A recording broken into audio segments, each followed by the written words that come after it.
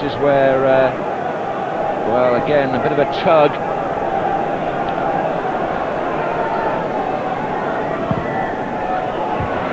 Spurs pull all bar one back. It's straight out again, and the shot coming in from Wilcox.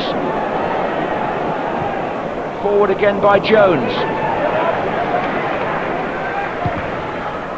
And the long kick, and Kelly now then. Did Kelly block Ginola this time? It looked as though he may have stood in the way of the Tottenham player. Yellow card for Gary Kelly, the Leeds captain. That's where the two collided. And Spurs have a free kick.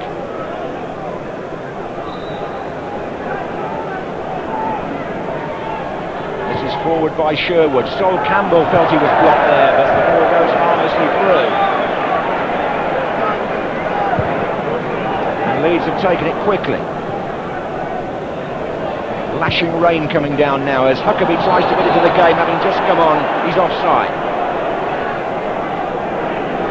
Well, Spurs have been losing an awful lot of games by the odd goal recently. In fact, I think nearly all their defeats in the Premiership have been by one goal, and that's Corsten, who gets a corner for a slight deflection.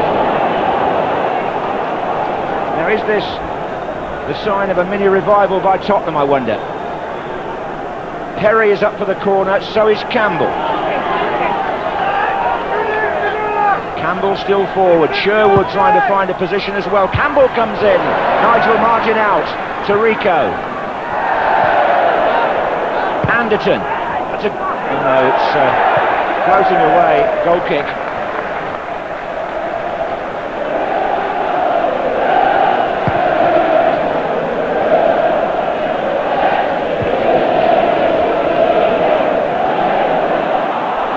Sherwood for Tottenham. They've got 2 against 2. Armstrong couldn't get there. Perhaps Corsten can.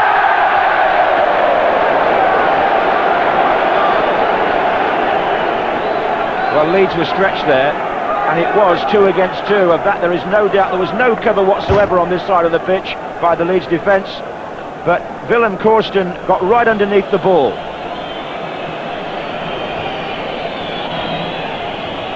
The Leeds fans whistling impatiently. They haven't managed to add to the 1 goal.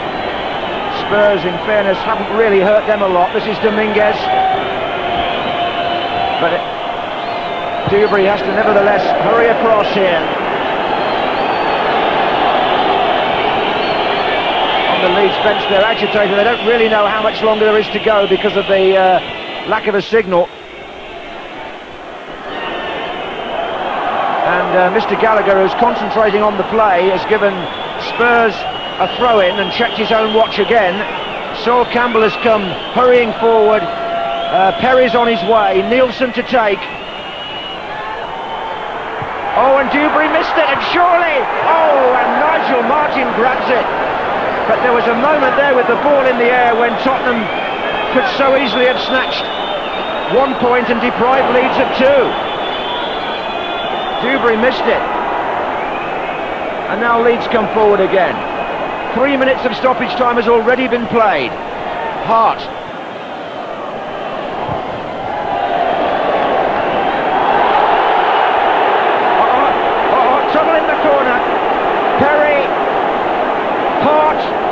Involved, and the referee in the 4th minute of stoppage time has another incident to sort out.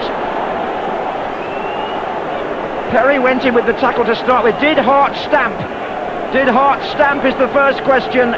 Perry then pounced on him, and certainly I think the Leeds player was guilty first of all, and then other players came across and got involved as well. The referee has taken no further action there, maybe because it's so near the end of the game. Leeds have won it. Well, it was a battle in more senses than one in the second half here. Mr. Gallagher, 9 yellow cards, an awful lot to sort out. In many ways, he did well to keep everybody on the pitch. David O'Leary's team stay in the championship race thanks to a first half goal from Harry Kewell. And everybody, I think, will be quite glad to get back to the dressing room and cool down. There was a few bite tackles and I thought Gary Kelly was fortunate, being the last man, pulling David Ginola back. I thought the referee, it was a difficult game to referee today, and I didn't think he equipped himself well at all. Suggestions that you might have been looking to stay on the pitch, pull back on Ginola? Definitely deserved a booking. I was the last man. I was on the halfway line, but he rolled me. I was a bit too tight. He rolled me, and he brought me down. That's what I'm telling everyone anyway. None of my players deserve to be sent off. There was an incident where Lee Bowyer, I thought he went for a tackle. He didn't get it, and as I say, we didn't cause the incident afterwards. The referee's seen, I think he booked him for it. That's fine, that was right, but we didn't cause the incident afterwards. A lot's been said, a lot of speculation about Jimmy Flood-Hasselbaink coming to White Hart Lane. Is he on George Graham's shopping list? If he's available, I'd like to think so. I mean, we definitely need an influx of players. Do you believe he can win the Championship now? No, we don't believe we can win it. We're too young to win it. Man United's resources are unbelievable. We've put ourselves 3 points behind with Man United with 14 games to go, and we'll try and win the 14, and I'm starting with Man United next week. Well, whether he believes that or not, Trevor, that was a vital win for Leeds, having lost 3 of the last 4. Well, it was a bit tetchy, wasn't it? I got to say. I mean, they had a few players missing as well. Radaby, Batty, McFowle, Bridges. So I think they did very well. You know, having sort of had that little run, could they bounce back? And although it was 1-0, I mean, it was more comprehensive than that. And, you know, it was a good performance. It was 1-0. Any argument as to offside? No, I don't think so. I mean, in fact, they got a warning early on, but I think it was a good decision by the officials, really. I mean, you know, are they interfering with players? They're jogging back out. You know, if they don't get involved, I think it's the right decision. To watch Kuehl, he makes the run from deep. You see Alan Smith run out wide on the right. He's just jogging back, and as the ball's played by back, I mean, Kuehl definitely onside. They get away with that one. Spurs do like to push up. You see their arms come up quite a lot as a back 4, and I think they punished this now is Kuehl. You know, he's definitely onside at that stage. Alan Smith's jogging back out, and Chris Perry did play him on there, and Kuehl still got a lot to do. I think he did very well, just as well. Ian Walker didn't touch him on the way through, otherwise he could have been off. But that was a good finish, and I think good play by the officials. At what stage is he interfering then? Yeah, look, you see, I knew he'd come. I just want to know what the criteria is for interfering with play. When he becomes active. I mean, you'd have had to keep chasing back in the current game, you know. Right, just a defender talking anyway. Now, you called it tetchy, called it niggly. At times it was violent, but I mean, it was, wasn't it? Well, after the watershed, fortunately, aren't we? I think you know, there were some bad tackles. You got to say, up until about 35 minutes, I thought it was okay. That was when we got the first one. But Lee Bowyer's one early in the second half was the key. But we had 4 bookings in 10 minutes just before the interval. I think, you know, this was probably the worst of them. You know, you got Lee Bowyer coming in and Tim Sherwood going in, and that was a bad challenge. Whether that was still in Lee Bowyer's mind, I don't know. For me, this is a dreadful tackle. You know, I don't think is anywhere near the ball. I think that was a red card offence. Then all the Spurs players go in, and as a result of that, the Leeds lads come in to help out with him. And really, there are 2 or 3 others I think that could have get the yellow card. Young Alan Smith in particular there, who threw Tim Sherwood to it on the left. There you got another little jostle. Take your pick, really, isn't it? And in the end, it was 1 yellow card for Lee Bowyer. But you know, from the angle where Dermot Gallagher was, you know, I just think.